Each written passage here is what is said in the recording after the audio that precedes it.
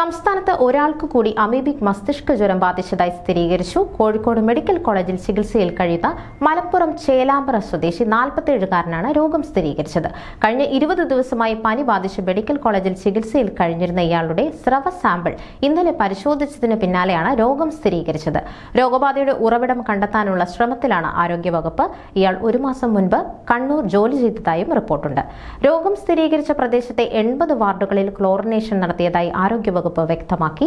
രോഗവ്യാപനം വർദ്ധിക്കുന്ന സാഹചര്യത്തിൽ പ്രേക്ഷകർ കെട്ടിക്കിടക്കുന്ന വെള്ളത്തിൽ കുളിക്കുന്നത് പൂർണ്ണമായും ഒഴിവാക്കണമെന്ന് അഭ്യർത്ഥിക്കുന്നു.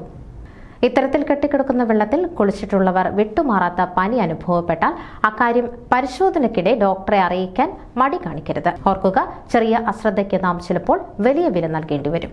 ആരോഗ്യ വാർത്തകൾ ഇനി നിങ്ങളുടെ വിരൽത്തുമ്പിൽ. ഡോക്ടർ ലൈവ് ചാനൽ സബ്സ്ക്രൈബ് ചെയ്യൂ. The first 24/7 health news channel.